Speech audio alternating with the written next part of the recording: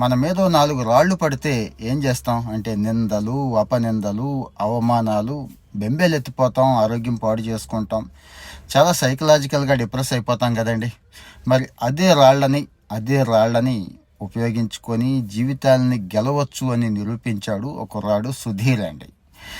మనకి ఉత్తర భారతంలో భర్, చమర్ అనేది ఒక తిట్టు, ఒక కులానికి సంబంధించిన తిట్టు. దళితులు, అణగారిన వర్గాలు ఉంటారు చూడండి, వాళ్ళని తిడతారన్నమాట. అలా అంటారు. మన సొసైటీలో కూడా ఆ రకమైన తిట్లు ఉన్నాయి, వాడవెందుకులేండి ఇప్పుడు. సో అది అలవాటు అయిపోయింది, ఆ జనానికి కూడా అలవాటు అయిపోయింది. కానీ ఈ కుర్రాడు ఫైన్ ఆర్ట్స్ పూర్తి చేసిన కుర్రాడికి కొత్తగా అనిపించిందండి. ఏంటి ఈ కులం పేరు పెట్టి తిట్టడం ఏంటి?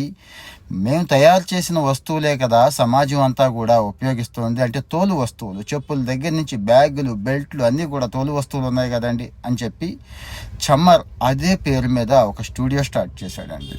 ఒక స్టూడియో స్టార్ట్ చేసి, ఎన్జిఓ స్టార్ట్ చేసి, ఈరోజు భారతదేశంలో లగ్జరీ బ్రాండ్స్తో పోటీ పడుతోంది అన్నట్టు. ఒక బ్యాగ్ 1500 దగ్గర నుంచి 40,000 దాకా పలుకుతుంది అన్నట్టు. మీరు కూడా కావాలంటే గూగుల్లో కొట్టి చూడండి చమ్మర్ అని చెప్పి. మంచి ఆదాయం వస్తుంది. వచ్చిన ఆదాయం కొంత ఫౌండేషన్కి పంపిస్తున్నాడు. అణగారిన వర్గాల వాళ్ళు ఎవరైతే ఉన్నారో వాళ్ళందరినీ ఆదుకోవడానికి కూడా ఉపయోగిస్తున్నాడు. సో ఎక్కడైతే వివక్ష ఉందో, ఏ పదాలైతే అలా ఇబ్బంది పెట్టినాయో దాంతోనే గెలవడం నేర్చుకుంటాడు.